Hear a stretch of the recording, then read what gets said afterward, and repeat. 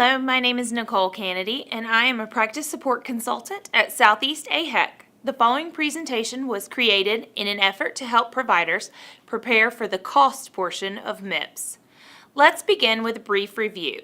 In October 2016, CMS released the final rule on the Quality Payment Program. The final rule establishes regulations on the Medicare Access and CHIP Reauthorization Act, signed into law in April of 2015. This new law changes the way Medicare incorporates quality measurement into payments. MACRA established two ways to participate, either through MIPS or an alternate payment model. As you may have already heard, the cost performance category is one of four categories that measure performance for MIPS. Clinicians are scored on these four categories: quality, advancing care information, clinical improvement activities, and cost performance to compile a MIPS composite score. Let me start by saying that the cost portion of MIPS will not be part of your MIPS composite score. In 2017, the weight of this category is 0%. CMS will still provide feedback on how you performed in this category in 2017, but it will not affect your 2019 payments. However, in the coming years, this category will be weighted as part of the overall MIPS composite score and will affect your payments in 2020.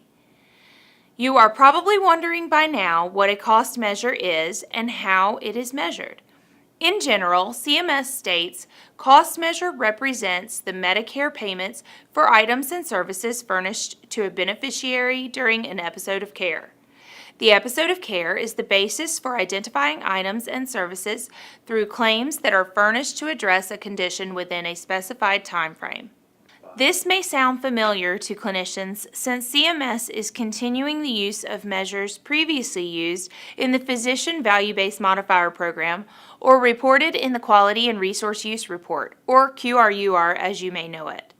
The difference is in the scoring of these measures. There are 5 essential components for which the cost performance category is measured. First is the defining of an episode group. Second, assigning costs to the episode group. Third, attributing the episode group to one or more responsible clinicians. Fourth, defining episodes to compare like beneficiaries. And fifth, aligning episode group cost with indicators of quality to the extent possible. Currently, CMS has identified 3 different types of episode groups: chronic condition episode groups, acute inpatient medical condition episode groups, and procedural episode groups. This brings us to the why piece of the cost performance category. If little besides scoring has changed regarding cost, why is this an important category? The answer is found in quality.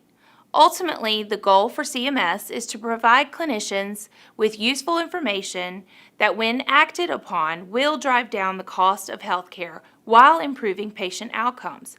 This transition from fee-for-service to quality-based payment will reduce healthcare spending and promote the delivery of high-value care.